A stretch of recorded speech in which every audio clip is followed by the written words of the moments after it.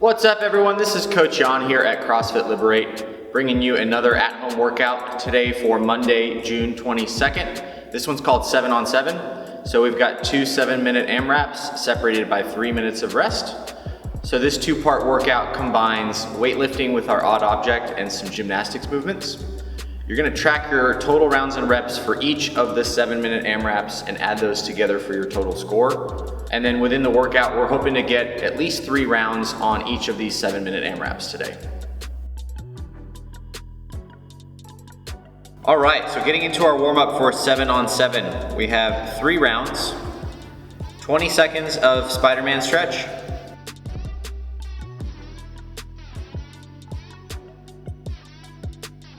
10 seconds of air squats, 20 seconds of push-ups to down dog, 10 seconds of air squats, 20 seconds of active Samson,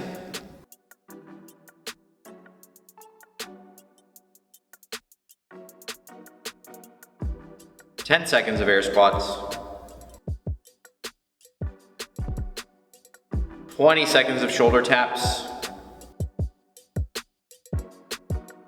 and 10 seconds of air squats. For our mobility work, we're gonna hit a couch stretch, 1 minute per side. So getting that knee nice and close to the wall or couch or whatever you're working with, and then working through your positions where the chest is down low, close to your foot, and then when that chest is up high, close to the wall or that couch. Then we'll hit a pec stretch on the wall or on the floor, 30 seconds per side here.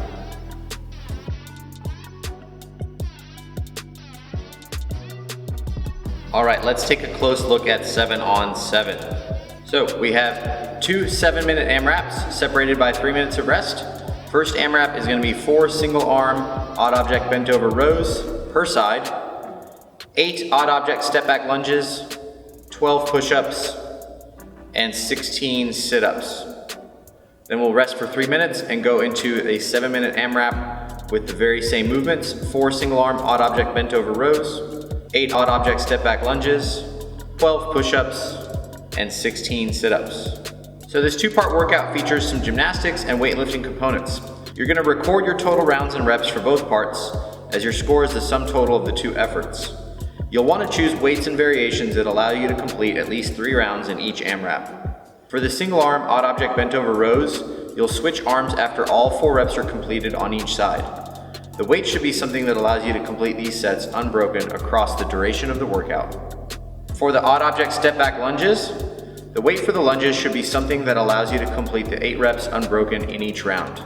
You'll complete 8 total reps or 4 per side, alternating legs per rep.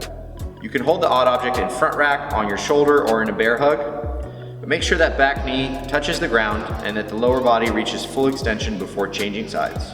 For your push-ups, if you have over 20 good push-ups unbroken when fresh, let's look to complete this station as written. If you're not quite there, consider reducing reps or choose a modification or substitution down in the video description below. For the sit-ups, let's keep our legs straight here, or you can anchor your feet under a couch. And then as always, further movement subs and options are in the video description below. All right, our movement focus on 7 on 7. Looking at the bent over rows and the push-ups, we want to think about our ribs and hips. So to maintain a tight upper body during our strict upper body movements, we can focus on pulling the rib cage and hip bone closer to each other like they're sewed together. There is a tendency on both of these movements to overextend at the low back and lose our tight and neutral position.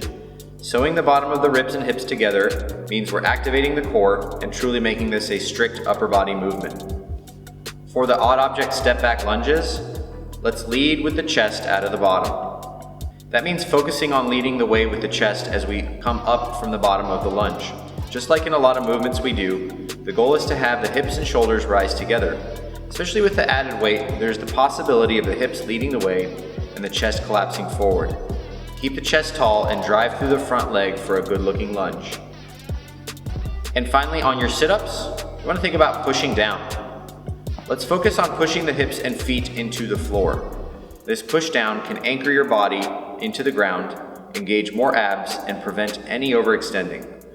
When the hips or feet lift off the floor during the movement, we can lose some engagement from the midline and turn it into more of a full body kipping movement.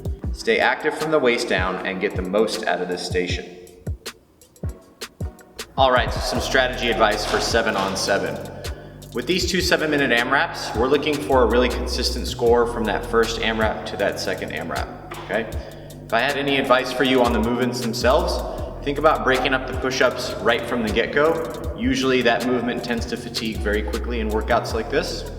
But that being said, our goal is consistency from AMRAP 1 to AMRAP 2. So work at a pace that allows you to maintain that consistency from that first to second AMRAP.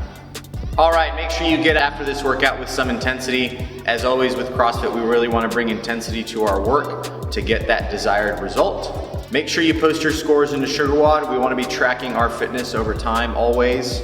And then if you're planning on coming back to the gym, can't wait to see you back in here in person.